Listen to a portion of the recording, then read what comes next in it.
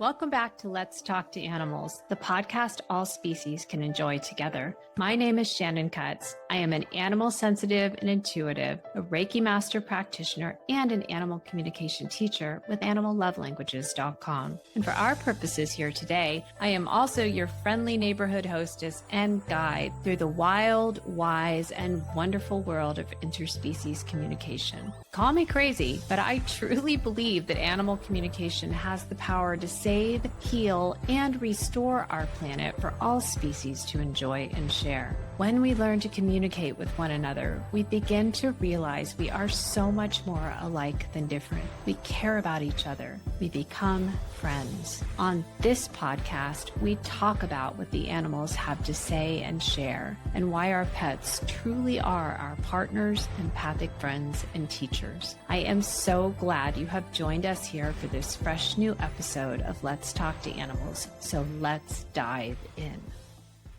Welcome back to Let's Talk to Animals. Shannon here, your friendly neighborhood hostess and guide. And today on the docket, we are finally diving into part 2 of what has become one of the most popular episodes here on Let's Talk to Animals. If you remember listening to the episode on 8 of the most common types of soul agreements that you can have with your pet, well, today we're going to take that one step further. Now, you might be asking yourself, how could we possibly take soul contracts, soul agreements with my beloved pet any further? Isn't that as far and as deep as we can go? And to answer that question, yes and no. Have you ever looked around? This is especially for those of you who have ever had more than one animal in your interspecies family at a time. So maybe you've had 2 dogs or a dog and a cat, or like our family, you've had a dog and a bird and 2 reptiles. And you've looked around and you've become aware of how many animals there are alive on this planet right now, and have been filled with awe and wonder that the specific animals that you love so much have all found you, and you have found them. And here you are sharing your family life together. Please tell me it's not just me who sits around and thinks about these things. But have you ever wondered,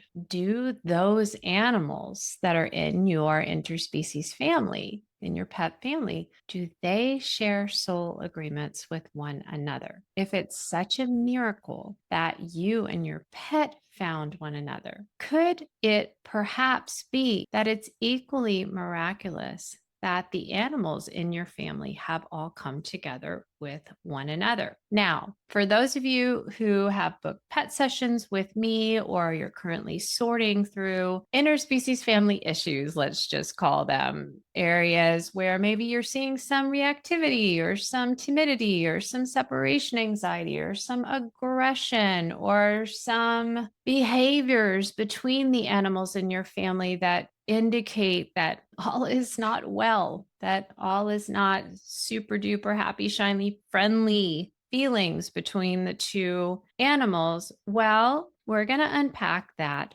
too. For us, with our love of animals, of course, here at Let's Talk to Animals podcast, if you're listening, and if you're still listening, if you've been with me for multiple episodes or perhaps multiple seasons, we're a community of empaths. We love our animals. We love our pets so much that we are willing to invest our personal time to tune into podcasts like this, to learn animal communication, to invest in family meetings, pet sessions. For many years before I became a professional animal communicator, I was hiring animal communicators, and I would have periodic family meetings, I called them, to check in with everybody in my interspecies family, make sure everything was going well, make sure that any issues, hurt feelings, jealousies, resentments, inadequacies in the care I was providing, that we would be able to talk about these things and sort these out so that we could have the type of healthy, happy, harmonious family life that was my big picture intention for everyone in our family. So if you're listening to this and you're thinking, well, how could my pets have a soul agreement with one another if they don't seem to like each other or if they don't get along? Well, keep listening. We're going to talk about that. Soul agreements are not always the fluffy, happily ever after soul meetings that we might hope or anticipate that they would be. Soul agreements, first and foremost, fundamentally are about learning and growth. And for those of you who are brand new to Let's Talk to Animals podcast and you're just joining me for this episode, you can go ahead and keep listening, but I would encourage you to go back and listen to the podcast episode called 8 Different Types of Soul Agreements with Your Pet. Which one do you have? Because that's going to fill in some of the information that I'm not going to go into in this episode that relates more directly to your soul agreement that you share with each pet in your family. And you might have different soul agreements with different pets in your current or past interspecies family. So I'm not going to go into some of those details because I already covered them. And it's just a preface to what we're about to dive into. First and foremost, if you're new to me, I want you to know that I am not sitting alone in a closet somewhere cooking all of this stuff up. These are not my private pet theories, so to speak, probably pun intended, but rather these are all bits of wisdom that I have learned from talking with many, many, many hundreds upon hundreds of animals. As I learn new things, I come here to Let's Talk to Animals podcast and I pass them along to you. So to the very best of my ability, to translate in a clear, pure fashion, I am simply sharing with you what the animals teach me each and every day as I'm talking with them. And I'm also going to add the PS, which I always add in every episode. This is what I've learned to date, and it is not meant to be representative of all there is to know. So please don't listen to this episode and think, well, that is just the way soul agreements work. That is the way soul contracts are. There is always more to learn. I am always learning more. I have learned more since I recorded that episode on soul agreements we share with our pets, and I will continue to learn more. And as I learn more, I will continue to share what I learn with you. And I also want you to know how welcome you are to share what you learn with me.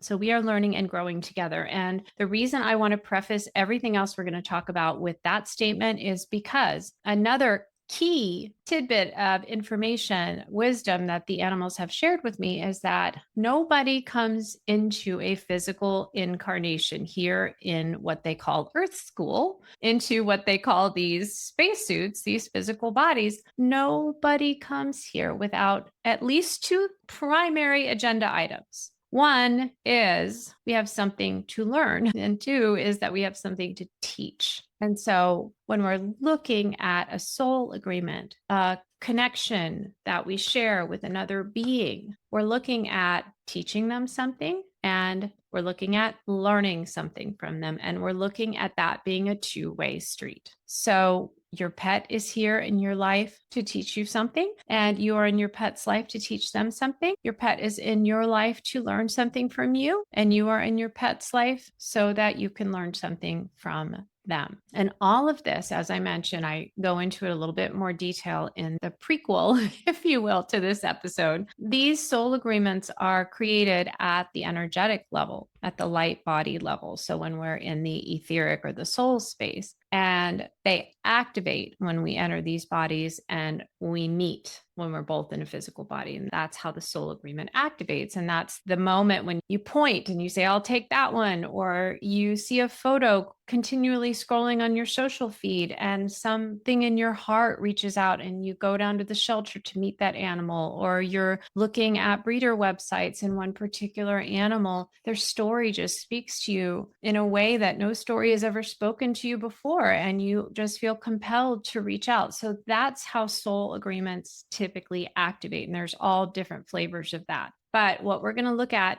here today is it is no accident, especially for those of you who have had several animals in your family at one point in time, or you do now. It's no accident that those animals are in your family right now and that they have come together in the particular configuration that they've come together. In the same way, I'm going to add one little bonus that we'll talk about at the end. If you currently only have one animal in your family, then know that that is very specific and there's a reason for that too. And we'll talk about that right at the end. But going forward up front, what we're looking at is just as you share a very specific soul agreement with each animal in your family, whether you all your animals are in spirit, whether you have one animal in a body right now living with you, whether you have 2, 3, multiple animals, each of those animals you share a soul agreement with, a specific reason why you agreed to keep company with each other in physical body form. And this is the fascinating part for our episode today. Each of your animals shares a soul agreement with one another. Mind blown, right? That's the part where my little brain circuits, I could just hear them popping off and exploding. They're going, wow, that's a lot to keep track of. And it's also really profound and so interesting. And I am going to walk you through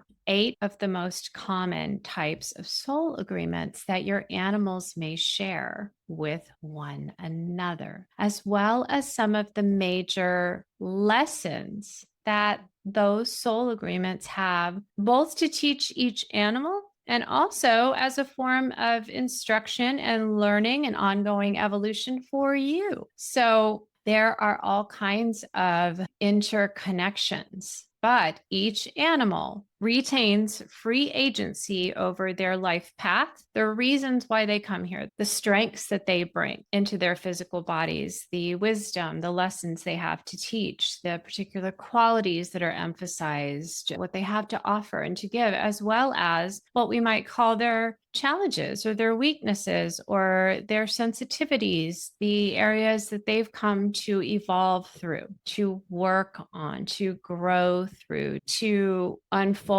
or to work with, or to even overcome. There is so much nuance in a soul agreement relationship because while we can do a tremendous amount of work on our own when it's just me and me, just you and you, we do tend to learn and grow better and faster when we partner with others who can serve as our models and our mirrors and our mentors and our students and our teachers. We learn as much by passing along what we've already learned in the form of teaching as we do by learning at the feet of someone who's mastered something we're still struggling through. And that happens regardless of species. In fact, in my line of work as an animal intuitive and an animal communication teacher, I have found that often our pets, our partners, empathic friends, and teachers are the most profound teachers, the most powerful teachers in our lives because their teachings come to us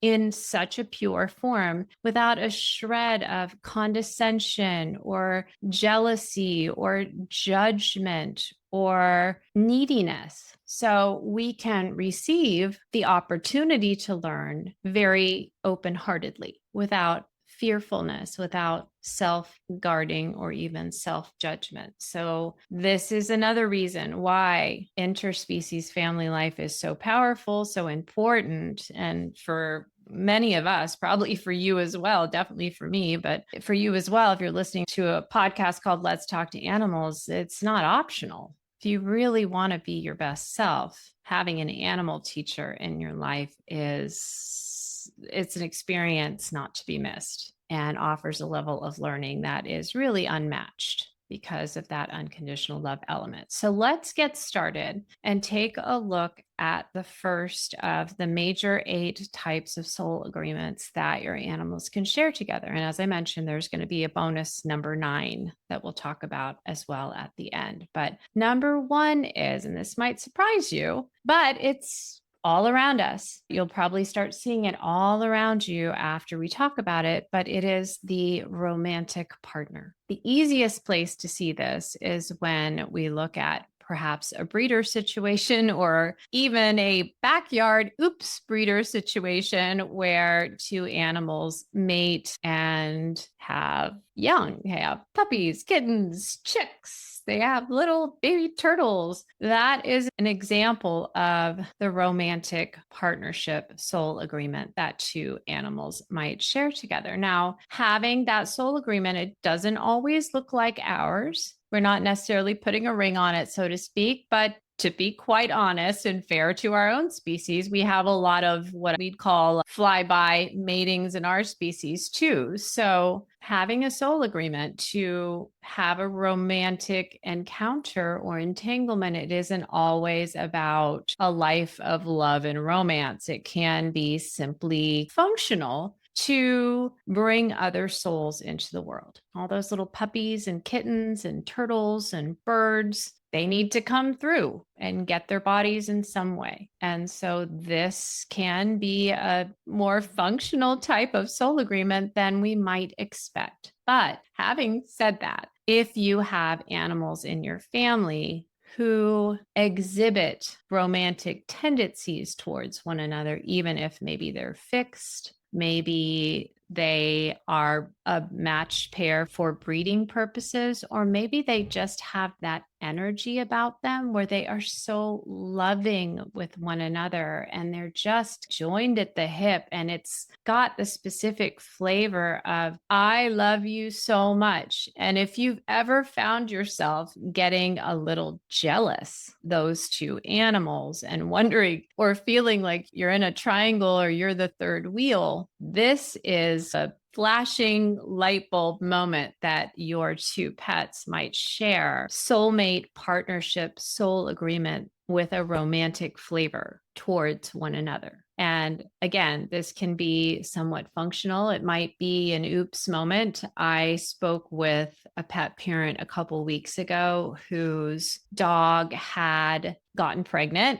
by another dog in their family. And it seemed like an accident because they hadn't realized when they adopted the two dogs that they weren't fixed yet. They were actually told that they were and didn't bother to check under the hood, so to speak, to see if that was accurate. And surprise. So on the surface, we might look at that and think, well, that doesn't really seem like a romantic soulmate agreement. And yet the little puppies are the proof that we need. There is a soul agreement in place to usher new souls into the world. And even if it's a little bit functional and it doesn't look like our Hollywood romances, there is a flavor of romance, what we're calling for our PG show here, romance, as an element. And if you listen to the 8 types of soul agreements prequel episode, you also heard me say that we can have several different flavors of soul agreement throughout our lifetimes together, but there tends to be one that is the most dominant. And so if we're taking a look at two animals who maybe they bred in a kind of an oops situation, well, their soul agreement may or may not stay soulmate, soul partners. It may transition out of that, especially if they're both fixed, and there may or may not continue to be that kind of a romantic flavor or feeling to their partnership. It might transition. And we're going to go through 7 other types of soul agreements that our pets can share together. And you might notice, well, it's transitioning more to best friends or more to platonic soulmates, et cetera, et cetera. But if there's ever been a breeding, or if you've just got two animals who love one another to such distraction that you genuinely sometimes feel like a third wheel, this can be indicative of the romantic version of the soul partnership, what I'm calling soul partners. There's also the other flavor, which is the platonic soul partner. The platonic soul partner are two animals who are joined at the hip or the beak or the tail or the paw or the claw, but it's more just like we are partners. You might find that these two animals tag team one another to support you. You might find that one of them is always what we might call on duty to watch over you and to be your companion, and that they take turns in that role. And so you feel like you have two soul partners in your life, each with a different flavor, but each equally deep at that soul level. Here's a great example from one of my pet parent clients. I talked with her and she said, my two dogs were so close that if I gave a treat to one, she wouldn't take it until she made sure I was also giving a treat to the other one. And so there's this feeling of everything shared equally. And that's that soul partner level. We don't have the romantic flavor, but we do have this real feeling of equity. We share everything equally. We share our toys. We want to make sure that if I get something, you get something. We're not aggressive about one another's food or resources. In fact, we're giving. And often you will also feel like they're both there for you with the same degree of intensity. So if one is, for instance, recovering from something, or one needs to take a nap, or one is just off doing their thing or over at training class or whatever, the other one is going to be there with you. And they're just tag teaming one another. With either animal, you feel that same depth, even if it's a little different in terms of their personality, you feel that same depth of connection and partnership. So it's really one type of soul agreement, if we're splitting hairs, the soul partner, but two different flavors. We've got more of the romantic soul partner. We've got more of the platonic soul partners that we can see between our animals. The next type of soul agreement that our animals can share with one another is parent-child or child-parent. And this can be not only the formal side, for instance, if we've got a romantic soul agreement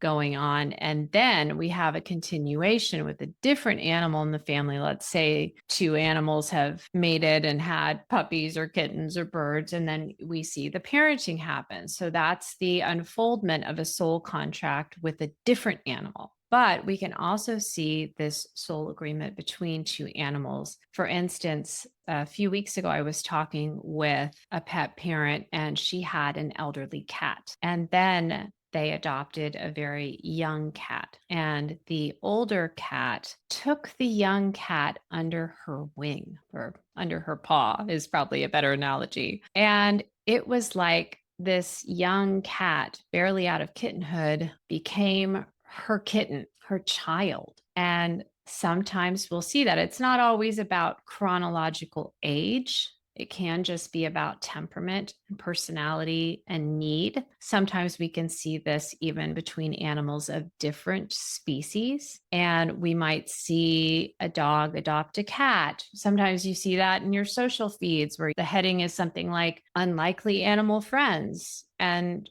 when this happens at the soul level, at the energetic level, what we're looking at is the soul agreement of parent-child or child-parent. On the one side, we've got the animal whose soul agreement it is to act as the parent or the guardian or the carer. And on the other side, we've got the animal whose part of the soul agreement is to act as the dependent or the child or the chick or the kitten or the puppy, et cetera, et cetera. And this can be a very powerful soul agreement as well. Often what you'll see with your animal is you'll see that you have a partnership soul agreement with the animal who's the parent to that other animal. So it's like you're not having to raise your kitten all by yourself because you have your older cat who's also sharing or co-parenting, if you will, with you. So that's where we can get into these more complex soul agreements that are so fascinating. It's like, I don't have to parent my new kitten or my new puppy or my new chick alone because this other animal, they share a parent-child soul agreement with this other animal in my family, and they're going to help me take care of this animal. So that can be really actually nice when it happens. And often we'll see just a great level of care and concern that the parent or guardian animal has for this younger animal, checking in with them, sometimes maybe disciplining them when they're too rough in play or they are resource guarding. And the parent animal just takes matters into their own hands and gives them a little course correction. And you don't don't have to do anything. Sometimes when you see an animal who comes into your family who's maybe a little shy or a little scared or just doesn't know the ropes of how to be in an interspecies family, and another animal will step up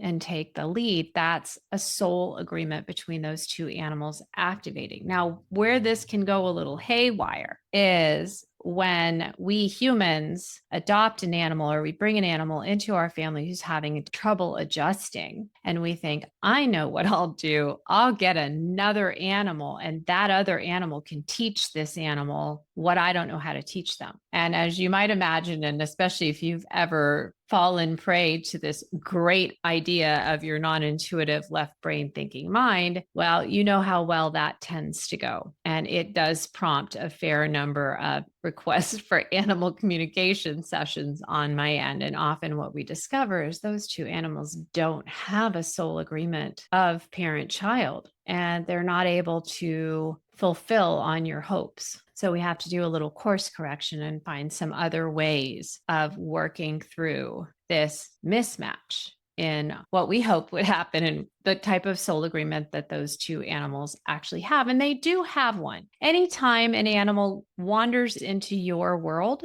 and you have existing animals in your interspecies family, there is some level of soul agreement that is activated. Otherwise, our paths would never meet. Out of all the millions and billions of humans and non-human animals alive on this planet right now, it is a bona fide miracle when our path crosses with that of another, regardless of species. So there's always a level of soul agreement that activates. And as I shared more in the prequel episode, that soul agreement might be for a reason, which is typically a very short term. It could be for a season, which is maybe a little bit longer term. It could be for a lifetime. And that's typically when we see the pet reincarnation soul agreement. So those of you who have reached out to me and have had a session asking your soul pet to return to you through pet reincarnation, that's when we're talking about those lifetime soul agreements. But if you foster a kitten like I did for 3 months, well, we had a soul agreement and we packed enough learning into those 3 months to last me a lifetime. Even though I wish we had had a lifetime, our soul agreement was a reason. It was a very short period of time. So when we take a look at these soul agreements, we have to be respectful and realize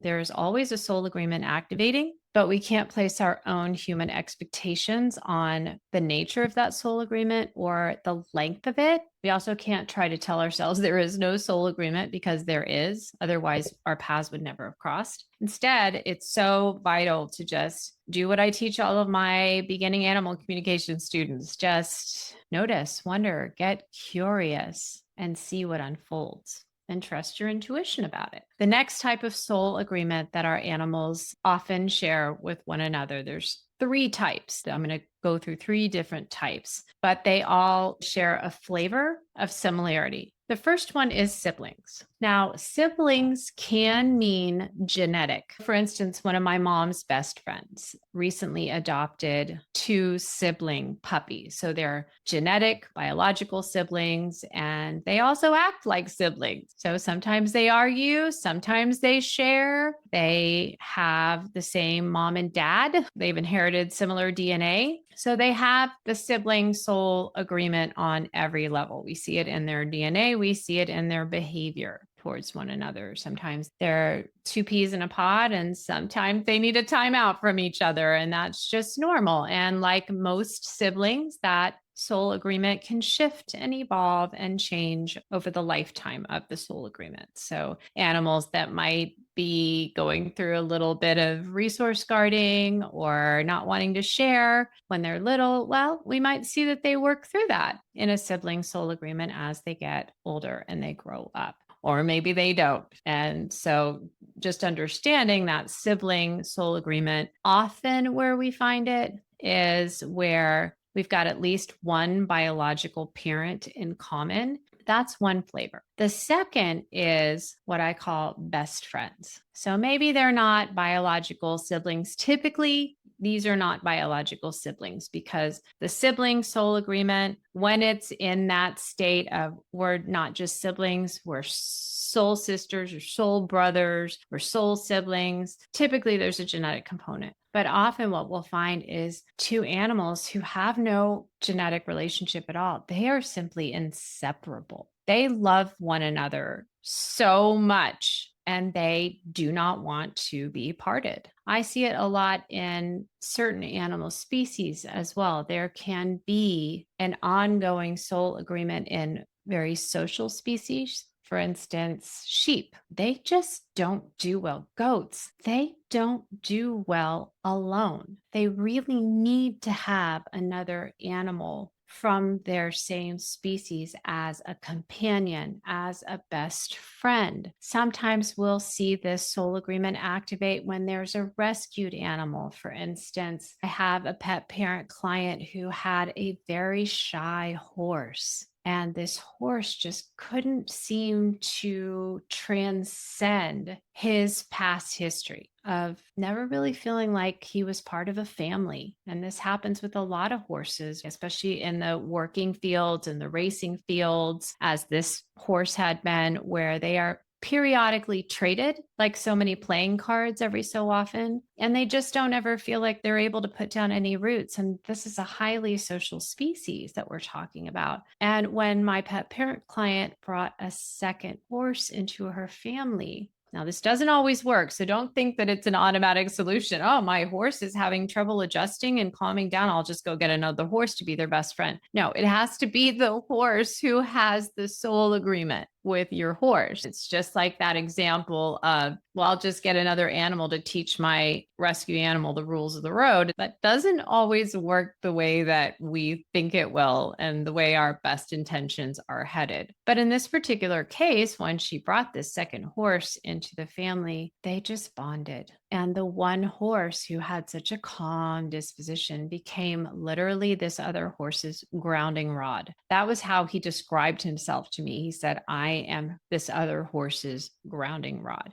He grounds on me. And that's that best friend's soul agreement. There's also a flavor of the wise mentor or teacher and student soul agreement embedded in that particular story. So that can be another flavor. So we've got siblings, often but not always having a genetic component, at least one parent or some DNA in common. Or we're looking at two animals who come into the family often at the same time or are of similar ages, and they have the sibling connection. Then we're looking at best friends. And best friends, they don't have to be the same age. They don't have to have any DNA. They don't even have to be the same species. And they are just like siblings, but they don't have some of those other hallmark components in common. And they are just partners in crime. They are besties. They prefer to do everything together. And again, sometimes it can feel like you're a little bit of a third wheel with these best friends because they have such a strong soul agreement with one another. And once we understand that and we can take a step back from me and my needs, and I am as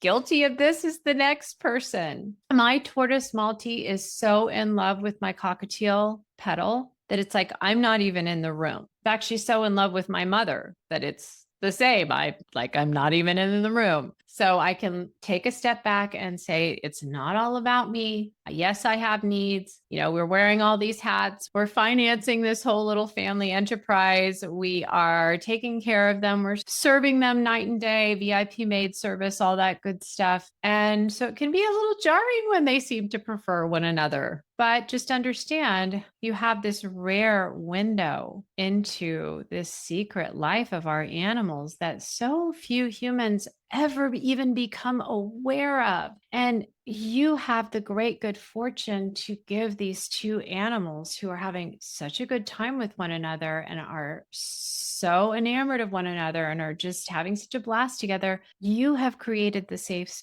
family space where they can enjoy one another's company. And what a privilege that is. So trying to take ourselves out of the mix a little bit. Yes, our egos can get a little hurt with this one, but just understand how grateful your animals are at that soul level.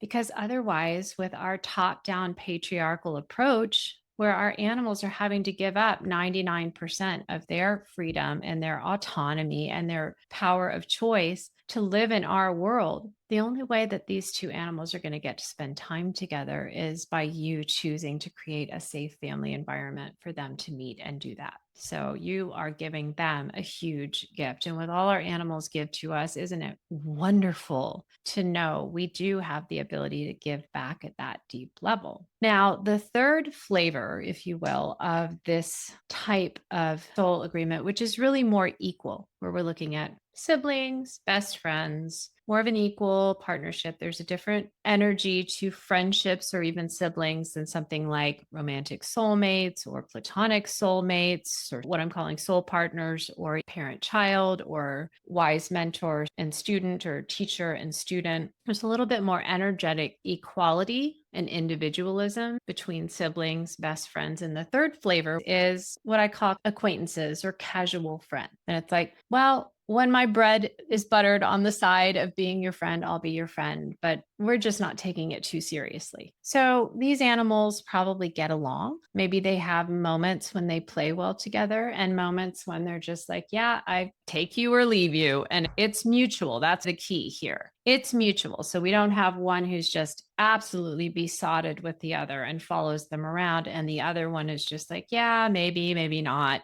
This is pretty equal. It's like, we say hi to each other on walks. We can eat companionably side by side. We don't need to be together, but we don't mind being together. And this one's pretty easy to spot. You're like, yeah, everybody pretty much gets along. When I hear a pet parent say that to me in a pet session or in one of our practice circle sessions with my students, we know where we're headed, that this is more of a casual friends, neighbors, acquaintances type of energy between the two animals. Nobody's openly fighting. There's no need for that. Everybody wants to get along, but there just isn't this deep connection. We've all met people like that where it's easy enough to chat with them. It's pleasant to spend an hour or so. And after we leave, we don't really think about it all that much anymore in either direction, positive or negative. So that's really more the flavor of it. And this can be where the animals in the family often they have the strongest soul agreement with us. And they're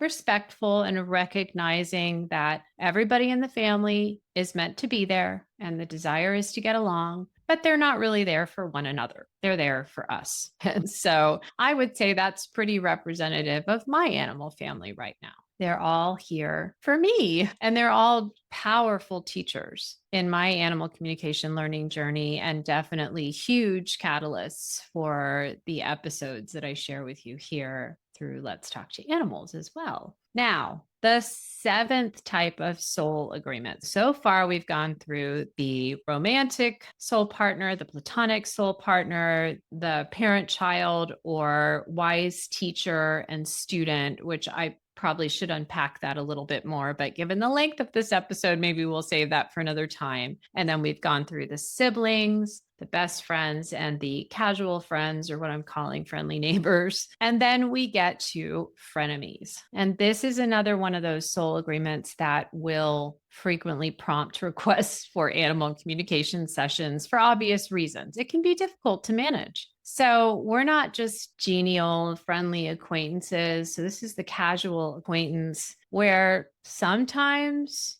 we're perfectly happy to just hang out and wave to one another from across the lawn. And sometimes we're actively arguing over the exact perimeter where your property ends and my property begins. And so sometimes you might see these animals go through a period where everything is pretty peaceful. And sometimes it feels like a nonstop war zone. And sometimes, depending on the degree, the intensity of the soul agreement, and also its teaching applications in the lives of each animal and in our life as their guardian. As with all soul agreements, interspecies or between same species, we can look at a spectrum. So it might be rather mild, where really there are just some periods of time where maybe they don't get along very well, or certain issues that seem to trigger that frenemies energy, like I'm perfectly fine sharing my toys, but I don't like to share my food. Or I'm perfectly fine when you sit on the couch with mom, but when I want to sit on the couch with mom, you need to get off. That kind of thing. Or we can see where it's just a flat out war zone.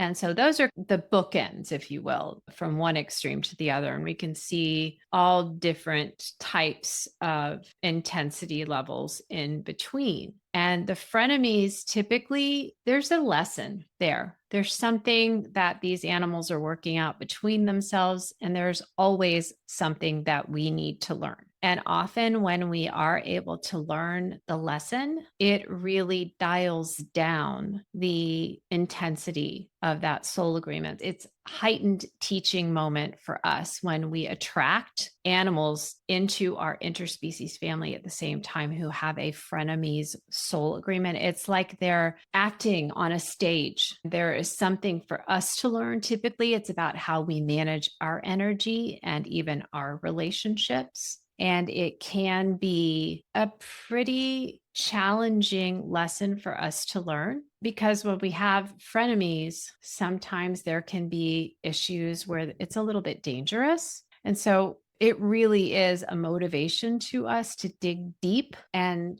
learn the lesson and go into the behind the scenes of what each animal needs. It's going to push us outside of our comfort zone to learn about new areas of pet care, whether that's diet or holistic care or enrichment or even our own energy and how our different energetic states can impact our animals' abilities to get along. So this is definitely an intense teaching soul agreement because there is an element of if I don't learn this lesson, if I don't get it right, if we can't figure this out, somebody might get hurt. And because of that, there's a deeper layer to the frenemies soul agreement. I'm going to share an example from one of our student practice circles where we had a pet parent come and she had 4 dogs, all large breed dogs. And all 3 of her original dogs got along great. And then she added a 4th dog. And that 4th dog was the only dog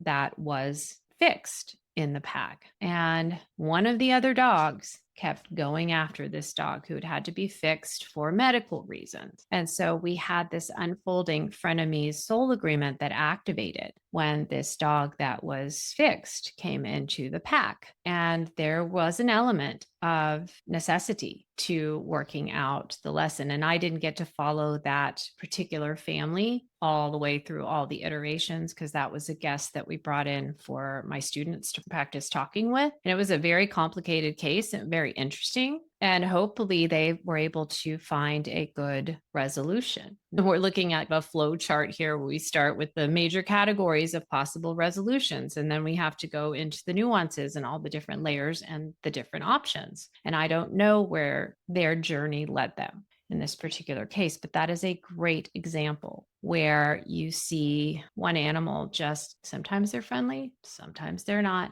and it can escalate. And that is just a very intense teaching soul agreement when that happens between 2 animals in your family. Now, the deepest extreme, which I'm actually separating out into its own soul agreement, which this is not going to sound like a soul agreement, is what I call the mismatch. We've hinted at it as I've gone along today, but that is where we see our human minds. And if you've attended my webinar, Intuitive Development for Pet Parents, which I run periodically, you will know that we have 2 brain hemispheres for a reason, and one of our hemispheres is intuitive and one of our hemispheres is not intuitive. And I'm talking about the not intuitive one for this particular example. It's our left brain mind. Our left brain mind has no access to connectivity or intuition. And that's a separate conversation for a different episode. But just for our purposes here, just understand that these types of mismatch situations, when they happen in our interspecies family, typically it arises from our left brain mind thinking our way through some type of goal that we have or problem we're trying to resolve. And the earlier example I used of, well, I have an animal who's poorly socialized. They never got the care and attention that they needed when they were a kitten or a puppy or a chick, and I'll just get another animal to teach them the rules of the road. Well, sometimes that works. Sometimes, and more often than not, it turns into a mismatch.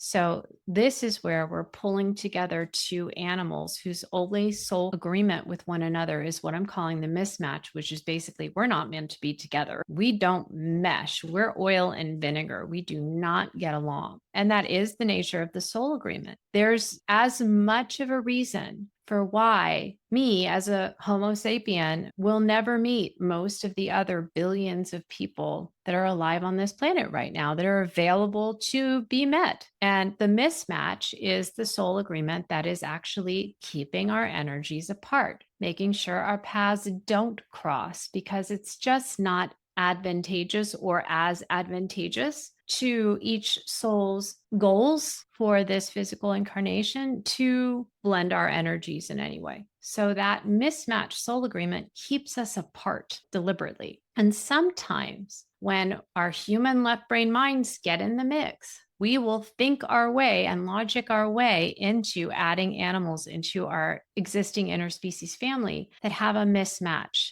soul agreement. I volunteer at a cat shelter every week, and I see cats all the time coming back with tags saying adopted, returned, other animals wouldn't accept this animal. In most cases, it's an example of a mismatch soul agreement. I'm not going to ever say always. There can be other issues and other factors at work, and I don't get the full scoop as a volunteer. I just get to read the notes on the profile when a cat is returned. But that can be part of the reason is that those animals aren't meant to be together. And there's a mismatched soul agreement in place to make sure their energies don't blend. And often that's where we will see the aggression and the guarding and the growling or the biting or just the generalized chaos or the inappropriate elimination, all the signs and signals saying we're not meant to be together. Human, I know you had good intentions. Nobody's pointing any fingers at anybody. Remembering that when I asked the animals, why do we call you pets? They said, because we're your partners, empathic friends, and teachers. So these lessons are part and parcel of our journey together. So nobody's blaming anybody else, but just understand that this could be why. And once we start to recognize that, we're like, oh, geez, I'm sorry. Let me take you back so you can find your person. Now I've learned something from you. If this happens to you and you find that you need to relinquish, then just understand you can do your part to help rehome the animal and just offer the highest vibration energy to make sure this animal lands safely in a family where they were always headed in the first place. So we can have these little stops, these little pit stops that our animals make in our lives. In a way, my rescue cat, Momo, was a mismatch. I desperately wanted to keep Momo. I have always had birds and I've never had a little furry of my own. He would just sit on my chest and purr, and I just still miss him. And I watch our videos all the time. But he and my cockatiel, that's a mismatch. That's danger, danger. That's a lifetime of hypervigilance. And we tried and it just didn't work. Did I learn something? Did I benefit? Tremendously. And a huge part of that was in the humility that I had to accept of I can't human my way through this and make this work. I can't use my human strength and authority to force something that feels so unnatural. And I'm not saying that it hasn't happened and been totally natural in other families. I have watched many videos of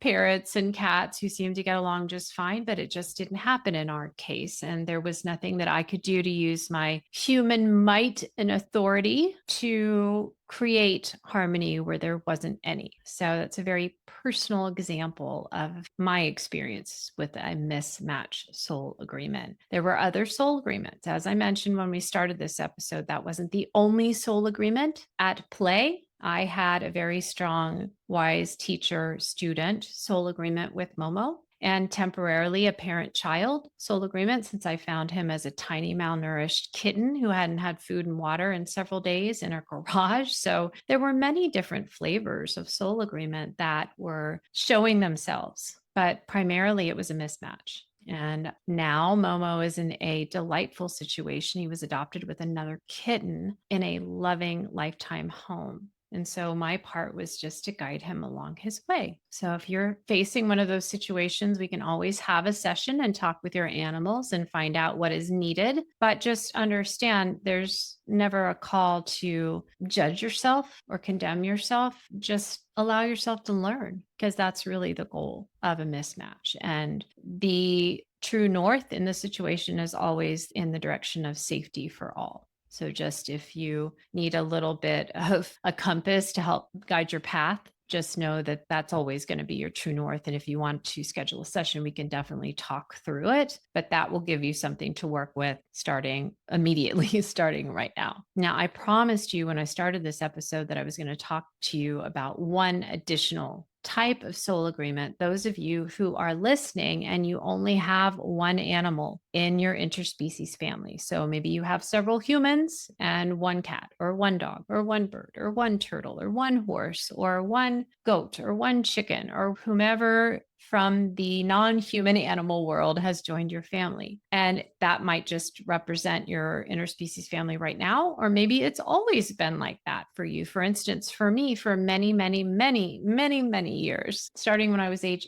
8, I had one bird. Sometimes I would bring turtles into the family for a while, and then usually we would rescue them from the bayou. They would be little, and often we'd find them malnourished or dehydrated, and we'd refresh them and foster them a little bit, and then we would release them. But for the most part, I had one bird at a time. And so if that describes you, either for large portions of your life with your pet or for your whole life with your pet, then there is another type of soul agreement, and it's a form of the mismatch. And typically, it's a very intensive type of soul agreement that you share with your animal. And it's a mutual soul agreement where the primary partnership is between you and that animal. So it's a very extreme form of the mismatch soul agreement that's basically just keeping all of the other animal energies out of the mix. And I call this the solo soul agreement. So the animal in your life, we can just take a look at Perky, my parakeet when I was 8, who was with me for 11 amazing years. He had the solo soul agreement with all the other animals in the world. Every so often, like one time, we had a little blue parakeet who landed on the lawn. He was with us for 24 hours before he passed. Here and there, I would adopt other parakeets, and not to go into that, but for most of our time together, Perky and I were together. We had a very strong twin flame soulmate soul agreement. So you can go back to the prequel episode and listen to learn more about that. And he had a solo soul agreement with all the other animals. Occasionally we'd have a parakeet or we'd have a baby turtle. And that was more like he had a very much just a casual acquaintances, casual friends soul agreement with them. And they would pass on through. So it was really more like a fostering type of a situation or a rehabilitation type of situation. And then it would be back to me and Perky again. So he had a solo soul agreement with all of the other animals in the world. He was with me, I was with him, and we really didn't have any other relationships, either one of us, which tells you how much I got out as a kid and a young adult. But we were very intensively soulmates, twin flame soulmates together. So if that describes you, just understand there's a reason for that. There's a soul agreement for that. And it's as normal and natural and beneficial as all of the other types of soul agreements. And so hopefully listening through this episode, although I realize at times it can get a little bit complicated and just a little bit convoluted. So if that feels like the case for you, just maybe give it another listen. Just wait a week or so and give it another listen, maybe even another listen. And it's going to start to sink in. You're going to start to make those new neural connections, and you're going to start to see all of the interplay of relationships within your life with your animals and within the lives of your animals with one another. You're going to start to see them open up and reveal their secrets to you. You're going to start seeing the different types or flavors of relationships relationships that are going on between your animals, past, present, and future. And it's going to start to feel, at least if my own experience is any indication, it's going to start to feel like you're living in a family where there's so much more equality of energy exchange versus I'm coming in, I'm the human in the mix, and the buck stops with me and it's top down authority. And for those of us who are animal empaths, and especially if you listen to each new episode and you've been a part of this community for a while, chances are very good that you are an animal empath and you have a very strong desire for energetic equality as best as it can be facilitated within your interspecies family. You want your pets, your partners, empathic friends, and teachers to feel like equals as best as it can be negotiated for everyone's safety and comfort and health. And you want them to feel respected, seen, heard, known, intuitive, and respected as individuals within their own right. And it's not about the buck stops with me, even though sometimes that's necessary. Just understand your animals have agreed to that, or they wouldn't be in your family. They understand there are certain constraints involved with living in your human world. And that's the miracle of the pet, the partner, empathic friend, and teachers. They've given up so much to be with us, to comfort us, to heal us, to teach us and guide us in our lives. It's a very specific soul contract. It's very profound in all its different flavors. And only a small number, just a fraction of all of the animals alive on this earth right now have any kind of soul contract to keep company directly and for any kind of period of time with us, with humans. So that's pretty amazing in its own right. But just understand that as you continue to revisit this, just lend a curious eye to the interplay of energy, not just between you and each animal in your family or you and the animal in your family, but between your animals and each other, between them and their interspecies family members. And you will start to see so many nuances. And you can also, if you live in a family with multiple humans and multiple non-human animals, going back and revisiting the prequel episode, talking about the different types of soul agreements we can share with our pets, with each pet in our family, you can start to pick up the interplay and the different soul agreements happening between each human member of your family and each animal in your family. That's got enough complexity to keep your left brain mind busy for a long time to come. And as for the rest of you, thank you so much for tuning in to today's episode. I hope this has been enlightening for you, hopefully maybe instructive, maybe encouraging and inspiring for you, and we'll be able to give you something new to explore with the animals in your family whom you so love, a way to get to know them better, to take a deeper step inside their world as they experience it and begin to perceive how they relate to one another and how they work things out between each other, even while keeping company with you and serving as your pet, your partner, empathic friend, and teacher. To start noticing how they are teaching and learning from one another as well. So I welcome your comments and your insights. If you have questions about this episode, please do let me know, and maybe I can plan a future follow-up episode around those questions. I always appreciate your reviews and definitely your watching eyes over on YouTube if you're watching the video version, and your listening ears here on the podcast. So thank you again for tuning in, and I send you all my love. Okay, bye for now.